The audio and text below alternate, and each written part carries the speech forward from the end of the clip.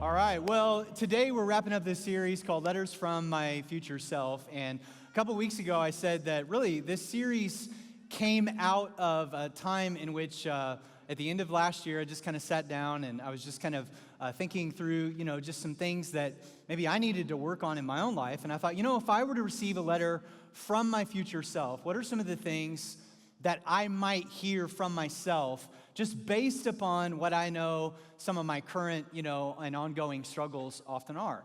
And honestly, like the list that I came up with, like this would have been way too long of a series. And so I had to kind of, narrow it down to 3. And I just said, that's really where this series came out of. What do I need to hear?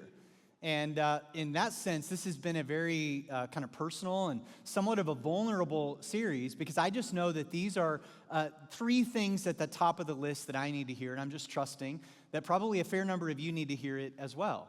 And so if I were to receive a letter from my future self, I think undoubtedly I would have something to say to myself about anxiety. And that was week 1. And then I know for sure that I would need to talk to myself about learning to forgive others so that I am not entrapped in a bitter heart. And Ryan did a great job with that last week.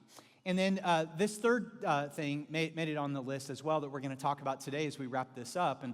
And if I were to put this in letter form, it might say it like this. Dear Aaron, please put money in its place. Now, I want to start today's teaching with just a personal confession. All right, here's my personal confession, is that periodically throughout my adult life, I have stressed and worried about money and personal finances, and I'm just going to go out on a limb here and say that I'm not the only one.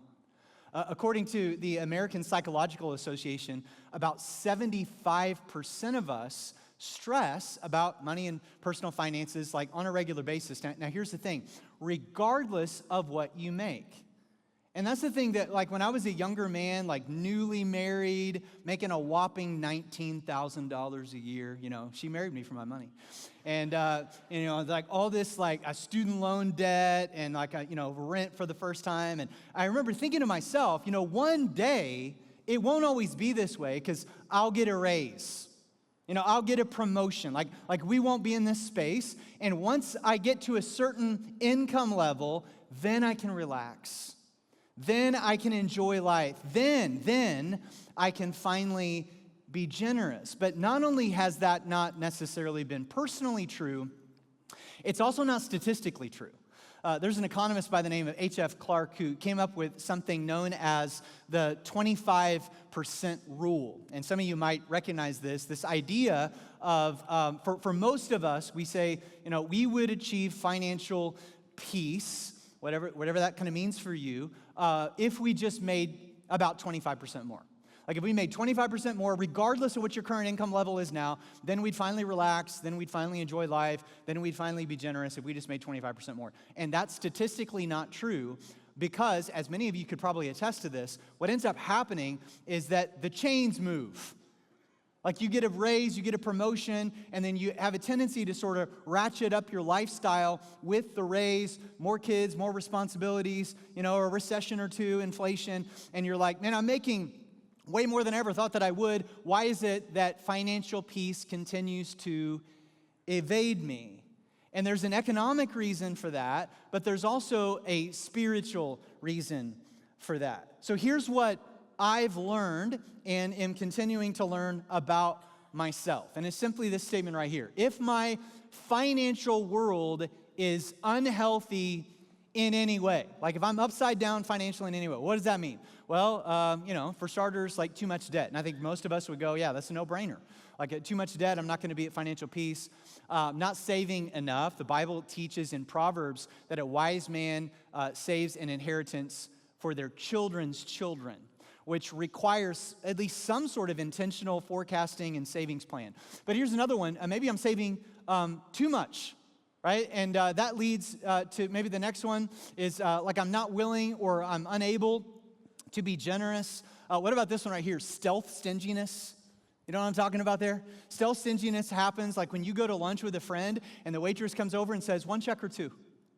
And in that split second, you're like, 1, 2, right? You're like waiting for the other person to go what they're saying, and you're really kind of hoping maybe they'll pay because you just had an unexpected bill due. I guess I'm the only one. This is really quiet in here, right? You guys are like, we never do that, Pastor. Like, we're judging you. All right, so maybe you're just stressed about it all the time. What about this? Is it causing arguments with your spouse or loved ones on a regular basis? That's an indication it's unhealthy. I'll just give you a couple more. You're tempted to do unethical or dishonest things. And then the last one, maybe you're taking on more works, trips, and projects to provide maybe for the family you're seeing less and less. And I would imagine maybe some of you could even add a couple of things to that list. And if any of those are true, that might be a signal or an indication that your financial world is unhealthy or upside down, and it leads to the rest of the statement. It's just a matter of time before that begins to affect, or we could even say it rather this way, it's actually reflecting the condition of your heart. And this is why Jesus would say these words in Matthew chapter 6, verse 21. Jesus would say, "For wherever your treasure is," and that word treasure is just the Bible word for money. When Jesus said that, he wasn't talking about a little chest with gold coins at the end of a rainbow. Right? He was talking about money. That's the Bible word. He goes, wherever your money is, there your heart will be also. And so Jesus knew this really important truth, that my bank account and the condition of my heart are intimately linked together. And for a long time, I didn't see the connection between the two. And I thought, well, if my heart is in a healthy space, then my personal finances will be in a healthy space. Jesus would say it's the other way around.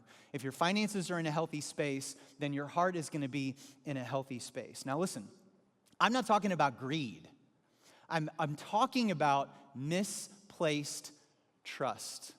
In other words, in who or what am I looking to give me this sense of peace that I'm longing for in my heart? I can remember when I was in the 5th grade, very vividly, this conversation that I had with my dad. And this is where it began for me, where I began to put my trust in money rather than the provider of the money. And I remember talking to my dad. My dad drove at the time a 1987 Ford F-150 pickup truck. It was baby blue with chrome wheels, and this thing was so sweet. I loved it so much. And I remember I was riding with my dad. We were going somewhere. And my dad had actually had a couple business deals that went down in the 80s that got him into some financial challenges. And so he had to make some difficult decisions. And one of those was he needed to trade that truck in and get something less expensive. And I remember the day he told me, and I was like so bummed. I was like, Dad, don't get rid of the truck. Like, I love this truck so much. And I'll never forget what he said, because it lodged itself not only in my self-conscious, but in my heart. He said, well, Aaron, it's either the truck or groceries. And I remember at the time, like, I didn't even know what to do with that. Like, it was like something that impacted me so much that I sort of buried it, like I sort of stuffed it. I didn't bring it up or think about it until I'm a young man in my 20s, newly married, all kinds of financial obligations, and that thought like reemerged in my heart once again. And I remember thinking to myself, I never ever want to be in that position ever. And so what happened is that I put way too much emphasis. Here's what, it was subtle. I thought to myself, I need to be the one who provides. Now listen, you and I are not now it's a noble thing to want to provide for your family, and you should. But we've got to understand this. You are not provider. God is provider. We are stewards of what he provides. And so God is owner, I am manager. Right? So God entrusts us with a certain amount of resources, whatever that may be, and then we've got to order this right. And so what can end up happening in our lives is whatever you and I ultimately put our trust in, like by definition, that's a God. And so when we begin to put our trust in our resources, what ends up happening is we're like, well, it's up to me to provide. And we end up finding here's the big one, we find our sense of security in our bank account. Anybody like me, you've got this number in your bank account, it's sort of subjective, and when your bank account balance drops below that line, you start to feel uneasy. It's this idea of that I've begun to put my trust in this amount. We find our sense of security and identity. Now, here's the problem with all of that. Only God can give us a sense of security and identity. Only he can provide. And I think that in times of like economic crisis like what we're in right now, like, are we in a recession? Are we not? Like inflation, all the stuff that's happening right now, in a time of maybe unemployment, or maybe massive credit card debt, or maybe you lose a job, whatever it may be, what ends up happening is that it reveals what we have ultimately been putting our trust in. And money, more than anything else, becomes God's chief competition for the affection of our hearts. It becomes a functional savior. We begin to look to it to do for us what only God can do, which is one of the reasons why, regardless of where you land politically, the number one issue for the left and the right is the economy. It's because it has become our functional savior. It is the thing that we look to. And I think this is also the reason why Jesus taught on the subject of money more than any other subject, including the subjects of heaven and hell combined. Did you know that Jesus taught on the subject of money more than love and forgiveness? And some of you just misheard me, and you're leaning over to the person you came with, and you're like, he didn't really do that. I didn't say he taught about giving. I said he taught about money. And there's a difference. And oftentimes we get a little bit uncomfortable when we talk about money in the church for all kinds of reasons, and I understand all the reasons, because we just assume that if a preacher's going to talk about it, he just means give it. But the Bible has 800 verses in the Bible that address this subject, including budgeting, saving, debt reduction, investing. There's all kinds of wisdom in the scriptures over this issue of our lives, primarily because it can become God's chief competition on the throne of our hearts. And we oftentimes overlook the wisdom that God's word gives us. So here's what I want you to hear me say really clearly today, and I'm speaking to primarily Christians in the room. If you're not a Christian, if you're not a follower of God, then I think that the wisdom of the scriptures, you can apply this to your finances and you'll be like blessed for it. But I primarily want to say this to Christians. Personal finances is a discipleship issue. Like what you and I, how we think about, how we relate to our bank accounts, that is a discipleship issue. And the Bible speaks so much to this issue. And if we don't look to God's words to disciple us in this, here's my question. Where else are we going to look? Who else is going to disciple us? If we don't disciple the next generation, the culture gladly will and is. So is Visa going to do it? I don't think Visa is going to disciple us in this, right? Should we look to the spending habits of the government, No, I hope not, right? So we've got to look to the wisdom of God's word. And Jesus would say this in Matthew 6:24. He says, you cannot, notice the definitive word there, you cannot. He didn't say it's difficult. He didn't say it's going to be a challenge. He didn't say it's going to be hard but possible. He says you cannot serve both God and money. And actually, the Aramaic word there is mammon. So this is not necessarily like looking to a dollar. This is, if any of you remember when we went through the book of Romans a couple years ago, and then this last year we went through Daniel, and I said that Babylon was a real city that no longer exists, but the spirit of Babylon lives on behind the culture in which we live. The same thing is true with mammon. Mammon is the spirit behind the dollar, and it is a very confused system. And so Jesus would say, like, money is not good or bad. Money is neutral. Jesus would say, mammon is the spirit behind the dollar that is enslaving you. It's the thing that causes you to hold tightly to your bank account, or the thing that causes you stress or arguments with your spouse. That is mammon. That is the spirit behind it. And he says, your heart will be committed to either God or mammon. It cannot be both. And that's what Jesus teaches. And so we could summarize maybe everything that the Bible teaches about it this way. Money is a great servant. It is a horrible master. It's a great, so in 2023, you and I are going to need to put money in its place. We're going to need to lead it so that it doesn't lead us. And it's a test that we all face. And it's a test that a guy named Elijah faces as well. So if you have your portable flat screen in your pocket, go ahead and pull it out and find 1 Kings 17. If you recall, 2 weeks ago, we started this series with Elijah. Elijah is this prophet, and we're going to end the series with him as well. Elijah went through anxiety. Elijah is also going to go through this challenge as well of trusting in God as provider. So let me give you a little bit of context for what we see happening in 1 Kings 17. There is this drought that is in the land. It is caused by this famine. And Elijah is a prophet. So he comes to the people and he basically says, God is withholding the rain. And here's why. The people were worshiping the false god of rain by the name of Baal. All right, so I want you to see the connection. People, their heart and their affections were wrapped up in Baal, who is the false god of rain. And so God says, okay, well, I'll withhold the rain. And I just can't help but notice some similarities between a famine and a recession. And as you might imagine, Elijah's message was not a very popular one, either then or today, and so the people wanted to kill Elijah. Somebody should have warned Elijah of the occupational hazards of being a prophet. And God says to him, hey, Elijah, I will keep you safe, and I will provide for you. And he tells him how. We'll pick it up in verse 2. Follow along with me. The Lord said to Elijah, go to the east and hide by Cherith Brook, near where it enters the Jordan River. Drink from the brook and eat what the ravens, not the football team, birds, all right?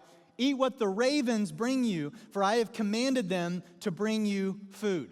All right? So let me just stop right there and go, this is so unusual. All right, God, okay, for starters, God's the one who caused the famine and the drought. And God is going to lead Elijah away from the Jordan, which, by the way, is the source of water in the middle of a drought. He goes, go the opposite direction of the Jordan. And it's totally okay because, I'll just have some ravens bring you some food. Like, God, could you just DoorDash me a sandwich? I mean, it's like, I don't think that's very sanitary. Like, I'm not quite sure of the whole raven meal plan, God. Like, that doesn't seem like a very wise strategy. But as we're going to see all throughout this story, Elijah's got more faith than I do. So it says in verse 5, Elijah did as the Lord told him, and he camped beside Cherith Brook, east of the Jordan. The ravens brought him bread and meat each morning and evening, and he drank from the brook. So here's what I want you to see. Elijah was in need, and God provided. Now, God provided in a very unorthodox way. God provided by having a bunch of ravens deliver him food. And I've got to ask the question, like why? This is just one of those things where it's just like, just seems so unusual. Why would God have ravens bring Elijah food? And I think the reason why is because God wanted Elijah to trust him no matter how crazy it might have sounded. And I think that right there is the challenge, I know at least for me, when it comes to finances, and it's this question right here. Am I willing to trust God as provider, even when financially it doesn't seem to make a whole lot of sense? And sometimes what the Bible teaches us about money and material possessions doesn't make a whole lot of sense. Now, not so much the budgeting, saving, investing parts. Like, all that actually makes really, really good sense. I've read a number of finance books that are not Christian whatsoever, and they will oftentimes borrow from these principles that we see in the scriptures, including there's almost always a chapter on tithing, and it's never connected to anything spiritual. So what the Bible has to say about all that stuff is really, really sound. It's usually what the Bible says about generosity that's counterintuitive, and it just doesn't feel right. And let me give you an example. Most of us have probably heard this principle. It's found in the scriptures. It is more blessed to give than to receive. And I could ask for a showing of hands about how many of you believe that, but I'm not going to, because I know that most of the hands are going to go up in the room because you're in church. Like, even if you don't believe it, you're like, well, yeah. It's like, I don't want people to see my hands down on that question. All right, so I think most of us would raise our hands like, yes, we believe that. It is more blessed to give than to receive. But I would just presume that, we don't really believe that. Let me give you an example. So let's just say right after the service is over today, you're walking out to your car, and I go running after you, and I catch up to you, and I say, hey, listen, this is just between me and you. I've got $1,000 in my pocket. You can have it right now and just spend it on whatever you want, or you can take $1,000 of your own money and go give it to somebody else in need. You decide. This is between me and you. I'm not going to tell anybody what you decide. Wink, wink. Now, I don't care who you are. You're going to have to stop and think about that for a minute, right? Like now, I would say the vast majority of you would probably go, oh, yeah, okay, I'm going to take $1,000 of my own money. I'm going to give it to somebody else because I really do believe that it's more blessed to give than to receive. But you're not going to do it that easily. Like, you're going to stop and you're going to really wrestle. I know I would. Like, I would really, wrestle with that. But if I really, really believed it, like it is more blessed to give than to receive, I'd be like, thank you so much. Thank you for this opportunity. I'm going to go do it now. But yet it feels counterintuitive. And I think the same thing is true in the circumstances that Elijah is in. And it doesn't seem to make a whole lot of a sense to Elijah either, but he trusts God anyway. He obeys, and God supplies. Now look what it says in verse 7. After a while, the brook dried up, for there was no rainfall anywhere in the land. All right, so just so we're clear, God sends Elijah to the brook, and Elijah obeys and goes to the brook, and then now the brook is beginning to dry up.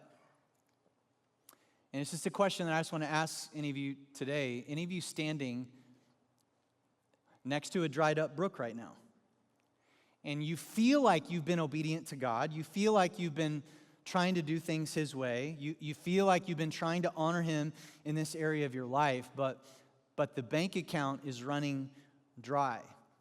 And maybe you're late on your mortgage payment. Maybe college tuition just came due. Maybe you're watching some of your investments dry up in this economy. And you're standing next to a brook and you're saying, God, I hope you notice that the water level is dropping. And you're waiting for Him to do something. And in the wait, that's usually when it becomes very clear to you in who or what you've ultimately put your trust. And I think here's the challenge, is to trust God even when the future seems uncertain. Even when you're standing next to a brook and it appears as if it is drying up, and you say, God, I'm going to put my trust in you, and I'm going to trust what you say rather than what I feel. Several years ago, I read a book by a guy named Henry Nouwen called Sabbatical Journeys.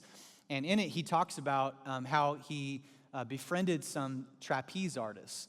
And he said that he got to know them and their craft. And if you know anything at all about trapeze artists, there is a flyer and there's a catcher. And the two of them have a very specific job, and they can't get that confused. And the job of the flyer is to let go of the bar and reach out and trust that the catcher will catch them.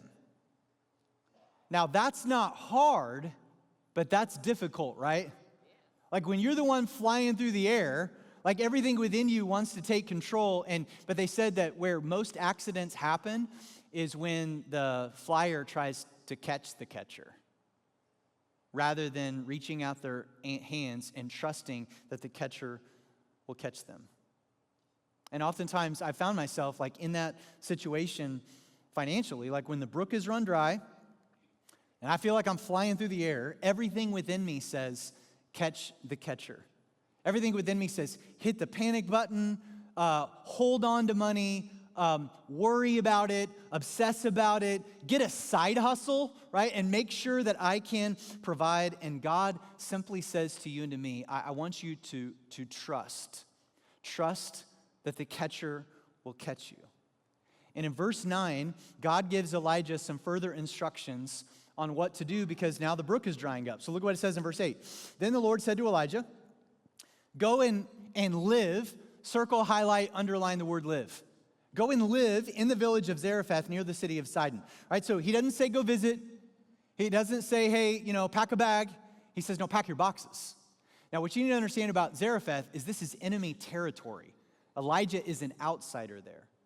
So this last week as I was studying this, I thought to myself, if I'm Elijah and I'm trying to anticipate what God is doing, here's what I would assume. Oh, okay, I get it. Like God's going to move me to Zarephath. And I'm going to bring my unique skill set to the table. I'm going to meet somebody who's got a network in this foreign place. and the two of us are going to come up with a business idea and a plan. We're going to go pitch it to Shark Tank, and then we're all going to get filthy rich because of this new idea. That's probably what God's got in mind. The brook dried up. Now he's giving us a business plan. That's what's happening. All right, let's look at the text and see if that's actually the case. Verse 9. I have instructed a widow there to feed you. Okay, no business plan, right? No Shark Tank. In fact, you got to sit there and go, what? No, wait a second. Come on, God, really? First, the raven meal plan, and now you're going to impose upon a poor widow. Doesn't make any sense at all. Now, to Elijah's credit, he still believes. Look at verse 10. So he went to Zarephath. And as he arrived at the gates of the village, he saw a widow gathering sticks, and he asked her, would you please bring me just a little water in a cup? And keep in mind, they're in a drought. So he's trying to minimize his need. You ever do that? And so he's just like, hey, just bring me a little, just a little sippy cup of water. And I think she was probably very annoyed by this. Like, she didn't know who he was, but I think she's just doing it to be polite. She goes to get the water. And then look at what it says in verse 11. As she was going to get it, he called to her, and bring me a bite of bread too. Right? So it's like just a little sippy cup and just a little bit of bite of bread. And that was the last straw for her. And look at the widow's response in verse 12. I totally have a ton of empathy for her. Look at what she says. She says, I swear by the Lord, what's the next word? Your God, not my God. You're a foreigner. Like, your God has caused this drought and this famine. I swear by the God that I do not have allegiance to, that I don't have a single, notice all the minimalist language. She doesn't have a single piece of bread in the house. She only has a handful of flour left in the jar and a little cooking oil in the bottom of the jug. And then she says this, I was just gathering a few sticks to cook this last meal, and then my son and I will die. To which, if I'm Elijah, I'm going, so is that a no? I mean, just notice this demonstrative language, and she's irritated. Now, if I'm Elijah, I'm immediately going, I'm so sorry. I didn't mean to put, you're right. But that would have been my response. And I just want to kind of push pause right here on the story and ask a question that really it bothers me a little bit. If I'm really honest, as I read this narrative, it honestly bothers me. And here's the questions, 2 words. Why her? Why her? In fact, in the New Testament, it says that pure religion, undefiled religion, is looking after orphans and widows in their distress, not taking their last meal. So why would God tell Elijah to do this? Why would he say to this widow, you be generous? Because it just seems to me like there would have been a whole bunch of other people in that town that would have been much better off to actually step up and meet these needs. Namely, just, read the names off of the Forbes list. Or just look at somebody who's riding the nicest camel or what, I don't know. It's like who would have more resources to be able to provide Elijah? And I think that there's a part of us that really can relate to her in the sense that when we have fallen on difficult financial times, when it's our 401k that's down, when it's our student loan payments that are due, when it's our credit cards that are maxed, when it's our job loss, we excuse ourselves from what God says about generosity, and we say, well, I've got to pass. I think that my neighbor can actually step up and meet this need. God, have you seen what they drive? I think they have enough. God, have you seen her handbag? She doesn't think we know how much she spent on it, but we know. We know. We saw it on Pinterest. All right? So they've got more margin. And so here's what we do financially. We do this the same in every other area of life. We compare our insides with other people's outsides. And we just assume by looking at them, well, God, they have enough. Why don't you ask them? Here's the principle that we learn from God asking this widow. God invites everyone to be generous regardless of circumstances because it's not about an amount, it's about the heart. So several years ago, my wife and I went to go see a movie, and the theater was relatively packed, and we were kind of sitting I like to sit in the middle, kind of up towards the top, and about halfway through the movie, the sound goes out. So the picture's still playing, but the sound's out. And so I was like, oh man, maybe it'll come on in another minute or two. And a minute or two goes by, no sound. And here's the thing, I started to go, man, somebody needs to go say something. But not me. Like, I'm in the middle, up towards the back. I'd have to climb over all these people. Here's what I started to do. I started to judge the people sitting on the aisles. And I was like, they're in a position where they could easily slip out, go talk to management, come back, no sweat. They don't have to climb over anybody. But they're not moving. They're just sitting there stuffing their faces with Milk Duds and popcorn. And we're just like we're like back in the 1920s or something, watching this motion picture. And then my wife kind of said, you need to go say something. So I got up and went and I said something. All right, and I think oftentimes that's what happens. I think especially like when it comes to the body of Christ, is we sort of look around and we say, well, somebody needs to step up and meet that need, but not me. Because I'm not in a position to. And one of the things that we just learned from this is that God takes away all of our excuses, because if he asked this widow to step up and to meet a need, then why would he not ask me to as well? In 2 Corinthians 9:11, Paul writes this. He goes, you will be enriched, right? There's a difference between being rich and enriched in every way, so that you can always, like regardless of circumstances, be generous. I think the other lesson that we learn from her is simply this: God is more interested in our availability, not our ability. And one of the dominant narratives of the Bible is that God accomplishes great things through our weakness. And to God, it is not the amount for him. I mean, it's not the amount for him. God already owns everything. He owns the cattle on 1,000 hills. He's like, I'm not interested in your breadcrumbs. I already own the whole feast.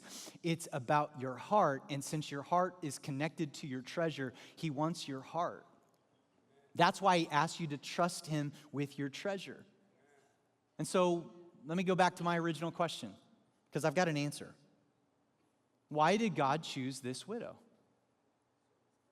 And I think that the reason why he chose the widow is perhaps the same reason why he chose a shepherd boy named David to take down a giant named Goliath with a few smooth stones and a slingshot.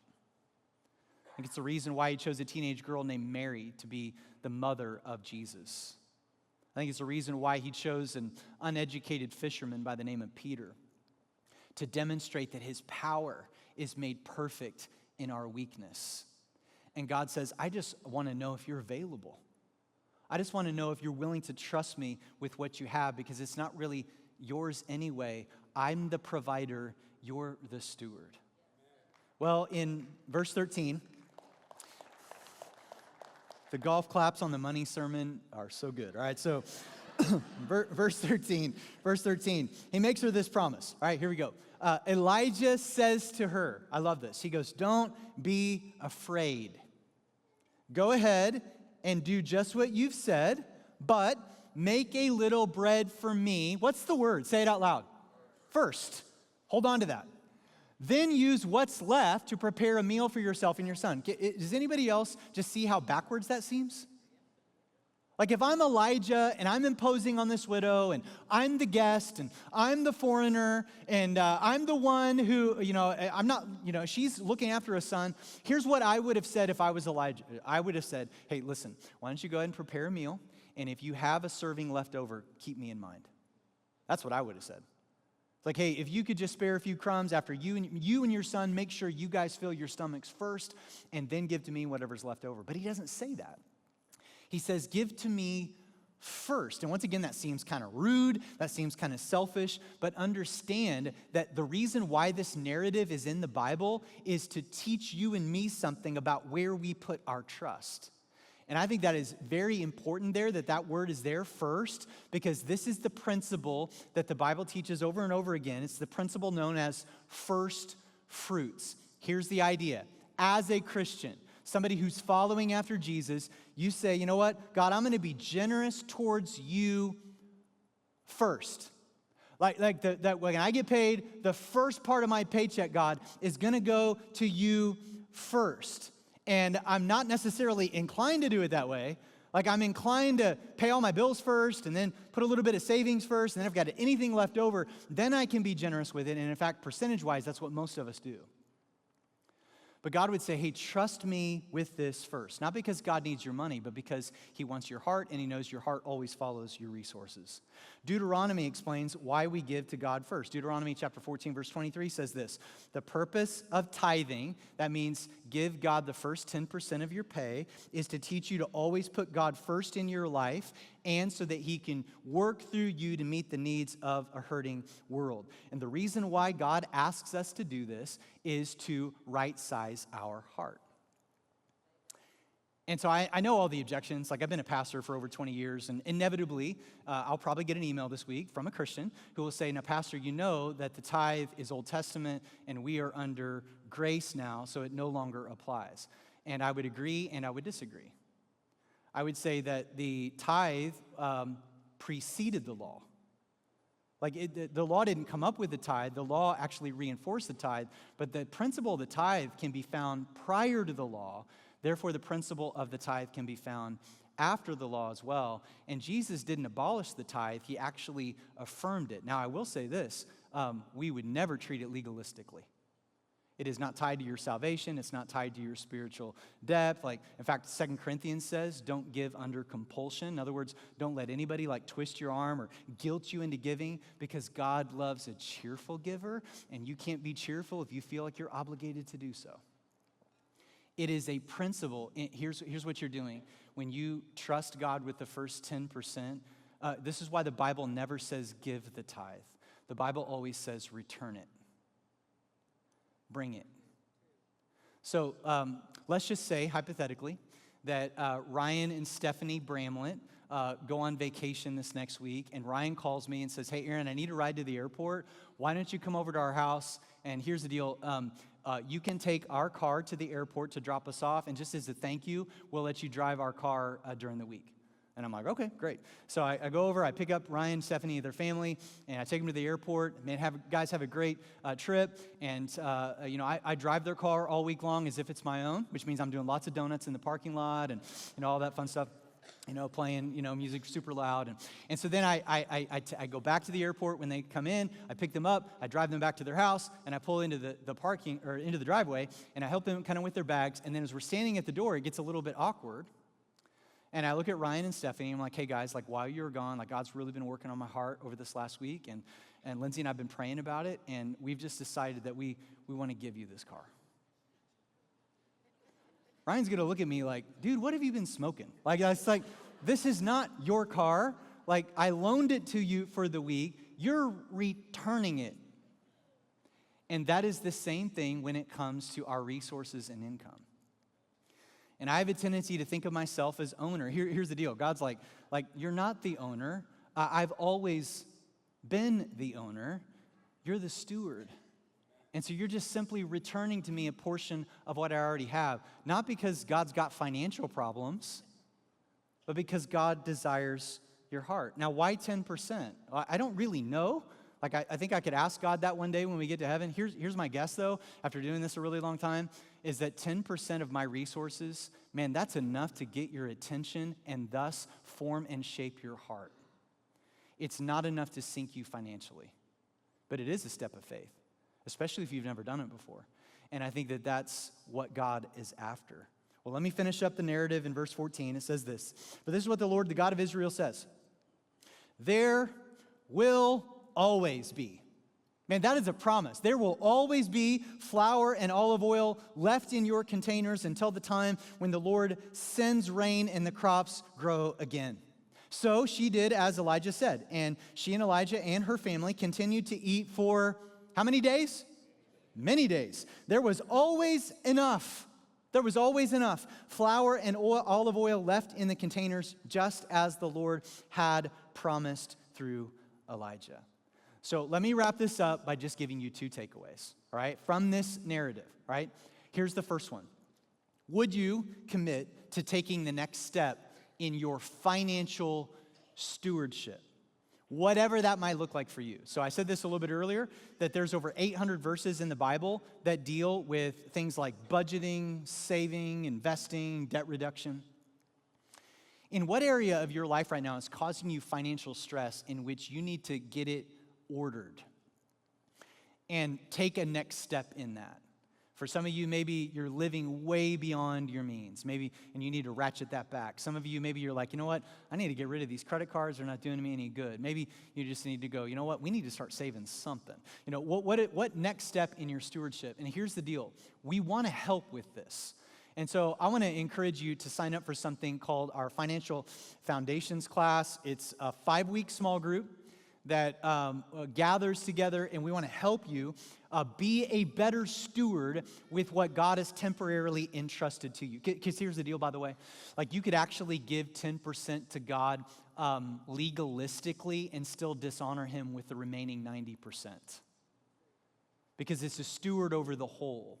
And so how do we steward resources in such a way that God would say, man, well done, good and faithful servant. So I want to encourage you to sign up for Financial Foundations. We've had about 750 people go through this since we started it a couple years ago.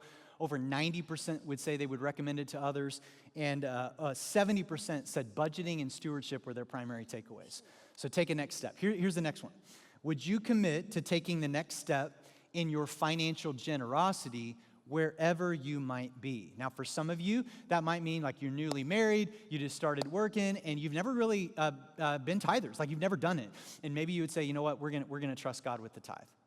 Maybe for some of you, you've gotten away from it, and you need to come back to it. Maybe for some of you, you're like, I don't know that we could do 10%, but what's your first step in that? And here's, as a pastor saying this to you, I don't want anything from you. I want something for you, and I want you to trust God in this area of your life. And so that's why, you know, in Malachi, the only time God ever talks trash to us is in this area, where God says, test me in this and just see if I won't come through. And so I just want to encourage you to try the tithe. I've been doing this pretty much every year in the 15 years that I've been here, where I just say, hey man, try it. Like, just try the tithe, and we'll put a safety net underneath you. Try it for 3 months, try it for 6 months, and just see what God might do. Because here's what you're doing when you're tithing. You're breaking the spirit of mammon over your life. And you're actually inviting God into your finances and finding that it's actually, you're not really, it's not putting you out on anything. You're inviting God's blessing over the rest of the 90%. So I want to ask you to do this. Try the tithe for the next 3 months, 6 months, whatever it is. And at the end of that time, like if the flour jar is empty, just simply contact us and we will give it back. Now, don't say, well, I'll give $1,000 in cash and I don't really have it right. All right, so like don't do that because we'll know, all right? But just say, hey, well, and I've been doing that challenge every year for 15 years. You know, we've only returned money one time. To one person, and we're willing to do that. And that tells me that people have tried this, and God has come through in significant ways. And by the way, like I understand, like some of you, maybe this is like your first time back to church in a long time, and you told your spouse, I don't want to go to church because all they ever talk about is money. And see, the first time we came, he's talking about money. And you're like, I don't trust organized religion. I don't trust pastors. This is a big church. You've got ulterior motives. I can't do anything about your trust level. So I would just simply say, then don't give it here. Like, and I'm serious about that. Like the Bible says not to give under compulsion and to be a cheerful giver. And man, if you don't trust me, then don't give it here. Like give it somewhere else. But man, if you trust me as your pastor and this is the place where you're spiritually fed and you're on mission with us, then trust God in the and know this. I take it very seriously that one day I will stand before God and he will hold me accountable to the way that the dollars were stewarded around here. And I'm way more afraid of God than I am you. So just understand that. So besides all that, somebody asked me, somebody knew what I was teaching on this last week, and they're like, man, are you nervous to teach on money? And I'm really not, because because Jesus taught on it so much, and because the Bible addresses it so much, and it has a tendency to be one of the number one issues of stress in our lives. And I just learned a long time ago as a pastor, I'm kind of like a quarterback. Sometimes I just got to stay in the pocket and throw the pass, and I'm going to get hit, and I just know it. As long as I can make the pass, that's fine. Because once again, God's got a bigger truck than you do, and I want to make sure that I'm teaching the whole counsel of God. And I just know that, some of you won't like it, and that's okay. I still believe in these principles. And not only that, I believe in the vision and mission of our church. And for me, I want to show you something. I've got some good news and I've got some bad news. Here's the bad news. I want to show you this graph right here. Do you know that all the way back to the 1940s, church attendance in the Western world has been on a steady decline throughout most of our lifetimes, but it's accelerated here lately. And in fact, the pandemic has even accelerated it even more. And some would even say that trend line right there can't be reversed, that we've been in it so long that the vortex of that, we're caught up in it, and we're just kind of racing towards more and more irrelevance. I'm actually not that intimidated by that line because God's power is made perfect in weakness. And the whole principle, the mustard seed, the city on a hill, a bright light, and the bride of Christ has been through a lot in the last 2,000 years. I don't think that trend line is going to take her down. Now let me give you some good news. Did you know that the slowest generation to come back physically to church since COVID is boomers, but the generation fastest to return is millennials? And I actually look at that and I see a lot of optimism and a lot of encouragement in that the future of the church is in really bright hands, but we are on this precipice. I just want you we're not playing church here. We're not just showing up every week and singing a few songs and hopefully have a little entertaining message that, is, you can apply one or two things to your life. We're literally trying to change the world. And the church is God's plan A. So here's my desire. I don't have any desire to do anything else with my life than be a pastor. And I don't have any desire to be a pastor with any other church than this one. And for some of you, that's good news or bad news, depending upon how you want to receive that. So, but I just want to say this. God, if you would, for the next 15, 20, 25 years, whatever it is, whatever run we have, God, would you, here's what I want to do in my lifetime. I want to make the biggest impact for your kingdom as I possibly can before I go to the grave. And I desire to take our shoulder as a church and lean it in to those lines that we see there and maximize the opportunities with reaching the next generation.